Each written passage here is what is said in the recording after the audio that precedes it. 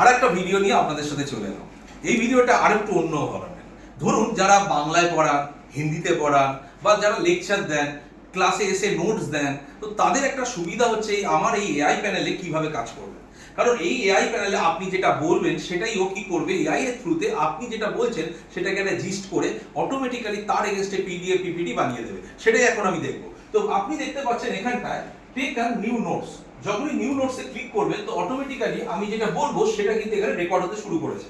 ধরুন আমি বলছি মাইক্রোপ্রসেসর একটি ইন্টিগ্রেটেড সার্কিট যা একটি কম্পিউটার বা অন্য কোনো ইলেকট্রনিক্স ডিভাইসের কেন্দ্রীয় প্রক্রিয়াকরণ ইউনিট সিপিইউ হিসাবে কাজ করে।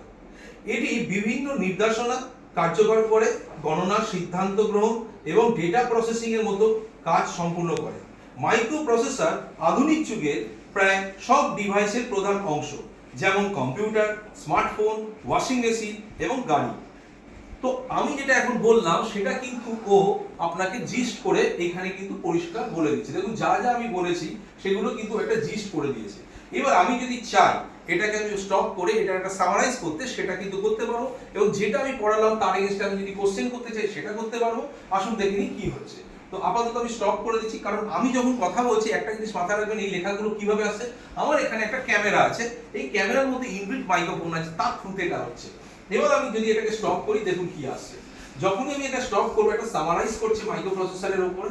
এবার এই সামারাইজের পরে আপনি যদি চান এটাকে আপনি বাংলায় ট্রান্সলেট করা, হিন্দিতে ট্রান্সলেট, সেটা তো করতেই পারছেন, প্লাস এর এগেইনস্টে কোশ্চেন করা, এগুলো সব হবে। দেখুন এখানে the session begin with the introduction to the microprocessor, এইভাবে আপনাকে পরিষ্কার দিয়ে দিচ্ছে। এবার আপনি যদি চান এটাকে ইনসার্ট টু হোয়াইট বোর্ড করবেন, তাহলে কিন্তু easily insert to white board আপনি করতে পারেন।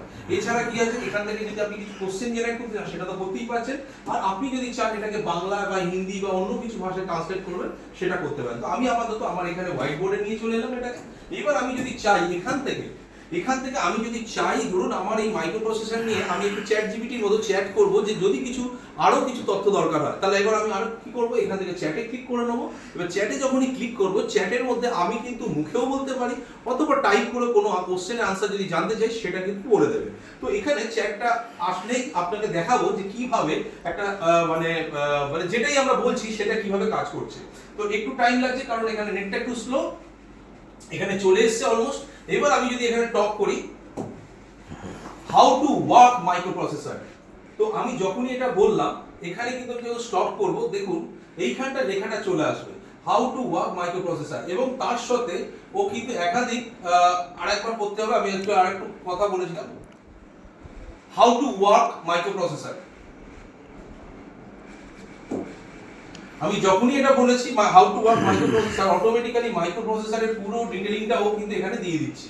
এবার আপনি যদি চান ক্লিক টু হোয়াইট বোর্ড, আপনি কিন্তু এখানটা হোয়াইট বোর্ডে নিতে পারেন। এবার সুবিধা হচ্ছে এখানে কি, আপনি যদি চান এটাকে বাংলায় ট্রান্সলেট করতে, তাহলে কিন্তু এখান থেকে বাংলায় ট্রান্সলেট করতে পারেন। এবং আপনি যদি চান এটাকে আমি ইংলিশ, হিন্দি, বাংলা যে কোনো ভাষায় ট্রান্সলেট করতে চান সেটা কিন্তু করতে পারেন।